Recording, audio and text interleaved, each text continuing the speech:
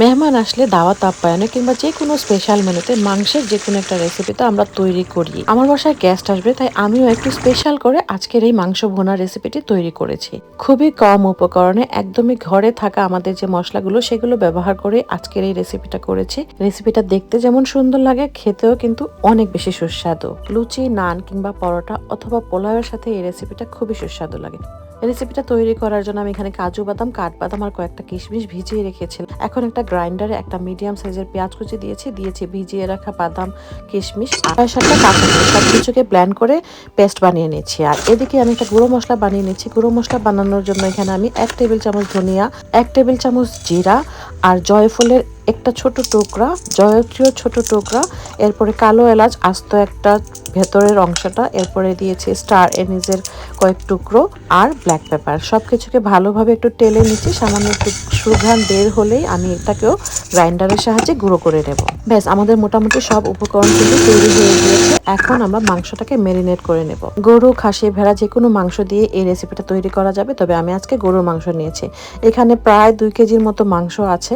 আর এই মাংসটা ধুয়ে পরিষ্কার করে নিয়ে এখানে আমি যে কাঁচামরিচ বাদাম বাটাটা করেছিলাম সেটা দিয়ে দিলাম।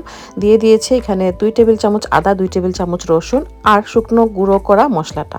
আর এখানে আমি দিয়ে দিচ্ছি প্রায় হাফ কাপের মতো টক দই। 1 টেবিল চামচের মতো দিয়েছি কেচাপ আর স্বাদ মতো লবণ। এখন এই সব কিছুকে ভালোভাবে মাংসটার সাথে মাখিয়ে নিচ্ছি। মশলাটাকে ভালোভাবে মাখিয়ে মাংসটাকে মেরিনেট করে নেব। যত বেশি সময় মেরিনেট করবেন মাংসটা তত তাড়াতাড়ি সেদ্ধ হবে। হাতে যদি সময় নাও থাকে তারপরেও চেষ্টা করবেন মিনিমাম হাফ এন আওয়ারের জন্য মাংসটাকে মেরিনেট করে রাখতে। এখানে আমি একটা প্যানে তেল নিয়েছি, সাথে আমি 2 টেবিল চামচ ঘিও দিয়ে দিলাম। এতে করে রান্নার স্বাদটা ভালো হবে।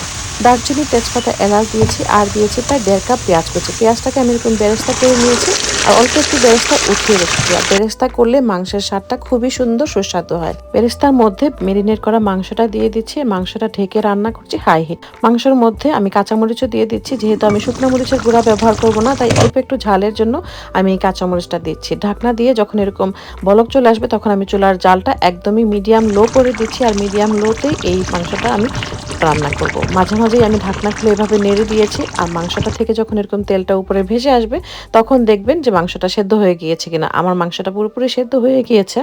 উপর থেকে কয়েকটা আস্ত কাঁচামরিচ এভাবে ভেঙে দিয়ে দিচ্ছি। আরও দিয়ে দিচ্ছি সেই যে আমরা উঠিয়ে রেখেছিলাম বেরেস্তাটা মাংসের সাথে আর 2-3 মিনিট জাল দিয়ে আমি উপর থেকে আরও হাফ টেবিল স্পুনের মতো ঘি দিয়ে দিচ্ছি। এই ঘিটা দিলে মাংসের মধ্যে সুন্দর একটা ফ্লেভার অ্যাড হবে।